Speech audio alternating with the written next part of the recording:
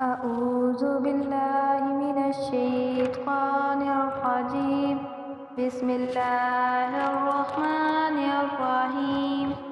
تمام دیکھنے اور سننے والوں کو السلام علیکم۔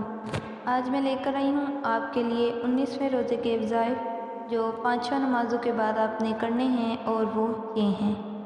بعد از نماز فجر سورۃ جمعہ کی آیت نمبر 40 مرتبہ پڑھنی ہے۔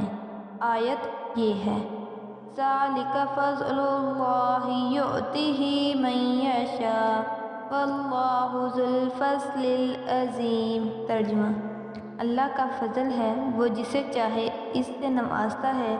اللہ تعالیٰ بڑے فضل والا اور عظمت والا ہے۔ فائدہ: اس آیت کو پڑھنے والا اللہ کے فضل و کرم سے زندگی بھر مالا مال رہتا ہے۔ بعد از نماز ظہر سورۃ آل عمران کی آیت نمبر 33 مرتبہ پڑھنی ہے۔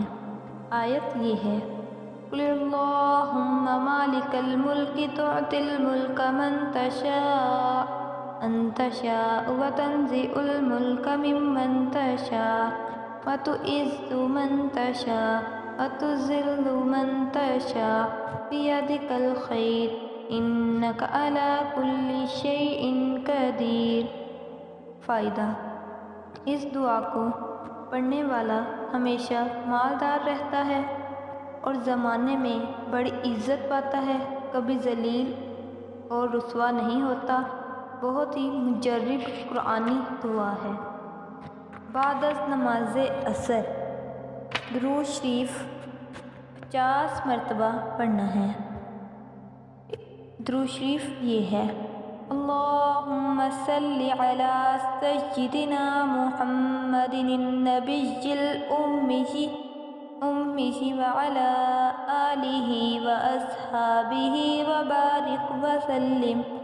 ترجمہ: اے اللہ، ہمارے سردار حضرت محمد صلی اللہ علیہ وآلہ وسلم جو نبی اور امی ہیں، اور آپ کی آل اور اصحاب پر درود بھیجتے ہیں اور سلامتی اور برکتی نازل فرما۔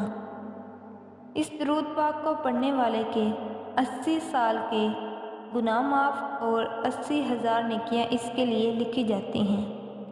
بعد از نماز مغرب سورۃ بقرہ کی آخری رکوع 11 مرتبہ پڑھنا ہے۔ بعد از نماز عشاء صلاۃ التسبیح 4 رکعت نفل نماز 1 مرتبہ پڑھنے ہیں۔ اس کے بعد استغفار کی تسبیح 3 مرتبہ پڑھنی ہے۔ استغفار یہ ہے: استغفر اللہ الذی لا الہ الا هو الحی القیوم واتوب الیہ۔ ترجمہ: میں اللہ تعالیٰ سے اپنے گناہوں کی معافی مانگتی ہوں۔